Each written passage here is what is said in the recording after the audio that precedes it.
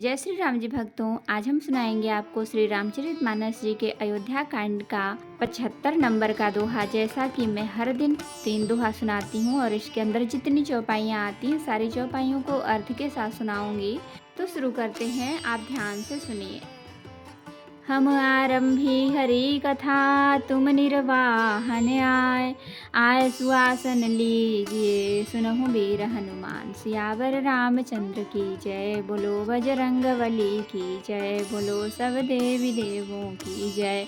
वेश भरण पोषण कर जोई, ताकर नाम भरत अस होई। मातु चरण सिर नाई, चले तुरत संकित हृदय। बागुर बिषम तुराई, मनहु भाग मृगु भाग बस। वेश भरण पोषण कर जोई, ताकर नाम भरत अस होई। गए लखनु जह जानकी नाथू, भे मन मुदित पाए प्रिय साथू। बंदी राम सिय चरण सुहाए, चले संग नृप मंदिर आए। कहीं परस्पर पुर नर नारी, भली बनाई विधि बात बिगारी। तन कृत मन दुख बदन मलिने, विकल मन हुमाखी मधु छीने। करमी जहि सिर धुनि पछिताहि, जनु बिनु पंख बिहा गया कुलाही। भई बड़ी भीर भूप दरबारा, बरनि न जाय बिसादु अपारा। सचिव उठाई राउ बैठारे, कहि प्रिय बचन राम पगुधारे। सिय समेत दो तनय निहारी, व्याकुल भयो भूमि पति भारी। वेश भरण पोषण कर जोई, ताकर नाम भरत अस होई। सिय सहित सुत सुभग दो, देखि देखि अकुलाय। बारहि बार सनेह बस, राउ लेउर लाय सिया राम। वेश भरण पोषण कर जोई, ताकर नाम भरत अस होई। सकई न बोली बिकल नर नाहू, शोक जनित उर दारुन दाहू। नाय से सुपद अति अनुरागा, उठि रघुबीर बिदा तब मांगा। पितु अशेष आयसु मोहि दीजय, हरस समय विषमौकत कीजय। तात किए प्रिय प्रेम प्रमादु, जसु जग जाई होई अपबादु। सुनि सनेह बस उठि नर नाहा, बैठारे रघुपति गहि बाहा। सुनहु तात तुम कहु मुनि कहहि, राम चराचर नायक अहि। शुभ अरु अशुभ करम अनुहारी, एसु देई फल हृदय बिचारी। करई जो करम पाव फल सोई, निगम नीति असी कह सब कोई। वेश भरण पोषण कर जोई, ताकर नाम भरत अस होई। और करय अपराध को, और पाव फल भोग। अति विचित्र भगवंत गति, को जग जानै जोग सिया राम। वेश भरण पोषण कर जोई, ताकर नाम भरत अस होई। राय राम लखन हित लागी, बहुत उपाय किए छलु त्यागी। लखी राम रुख रहत न जाने, धर्म धुरंधर धीर सयाने। तब नृप सिय लाई उर लीन्ही, अति हित बहुत भांति सिख दीन्ही। कही बन के दुख दुसह सुनाए, सास ससुर पितु सुख समुझाए। सिय मनु राम चरण अनुरागा, घर न सुगम बन बिषमु न लागा। और सबहि सिय समुझाई, कहि कहि विपिन विपति अधिकाई। सचिव नारी गुरु नारी सयानी, सहित स्नेह कहहि मृदु बानी। तुम कहूँ तन दीन बन बासु, कहूँ जो कहहि ससुर गुर सासु। वेश भरण पोषण कर जोई, ताकर नाम भरत अस होई। सिख सीतल हित मधुर मृदु, सुनि सीतहि न सुहानि। सरद चंदु चंदनी लगत, जनु चकई अकुलान सिया राम। वेश भरण पोषण कर जोई, ताकर नाम भरत अस होई। अब हम इतने का अर्थ सुनाएंगे। माता के चरणों में सिर नवाकर हृदय में डरते हुए कि अब भी कोई विघ्न न आ जाए, लक्ष्मण जी तुरंत इस तरह चल दिए जैसे सौभाग्यवश कोई हिरन कठिन फंदे को तुड़ाकर भाग निकला हो।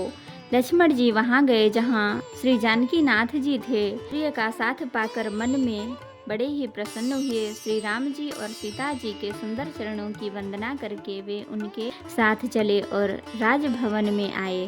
नगर के स्त्री पुरुष आपस में कह रहे हैं कि विधाता ने खूब बनाकर बात बिगाड़ी। उनके शरीर दुबले, मन दुखी और मुख उदास हो रहे हैं। वे ऐसे व्याकुल हैं जैसे शहद की मक्खियां व्याकुल हों। सब हाथ मल रहे हैं और सिर धुनकर पीट कर पछता रहे हैं, मानो ना पंख के पक्षी व्याकुल हो रहे हों।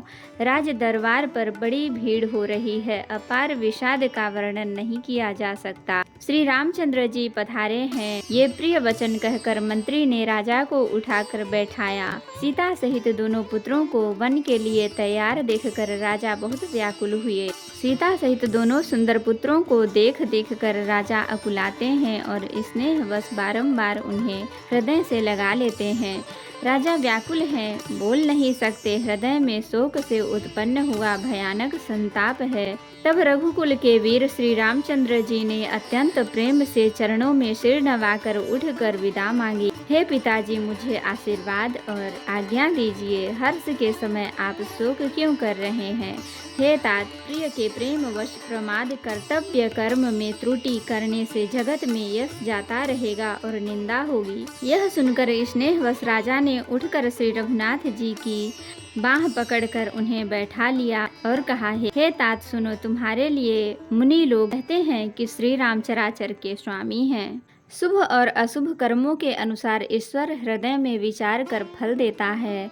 जो उन्हें करता है वही फल पाता है, ऐसी वेद की नीति है। यह सब कोई कहते हैं, किंतु इस अवसर पर तो इसके विपरीत हो रहा है। अपराध तो कोई और ही करे और उसके फल का भोग कोई और ही पावे।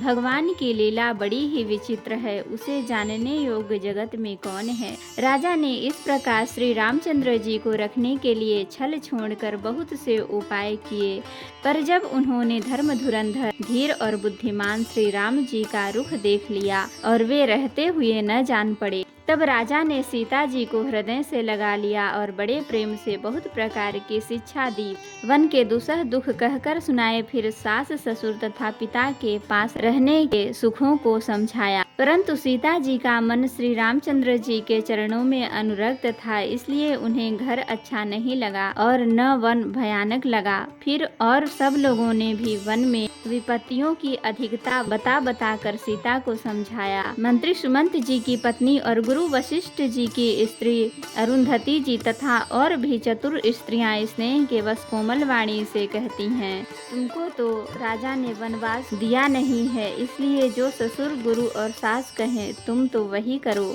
यह शीतल हितकारी मधुर और कोमल सीख सुनने पर सीता जी को अच्छी नहीं लगी। वे इस प्रकार व्याकुल हो गई, मानो शरद ऋतु के चंद्रमा की चांदनी लगते ही चकई व्याकुल हो उठती हो। तो भक्तों, आज के लिए इतना ही। कथा विसर्जन होत है, विदा हो हनुमान। राम लखन सीता सहित सदा करहु कल्याण। कहूँ दंडवत प्रभु सन, तुमहि कहूँ कर जोर।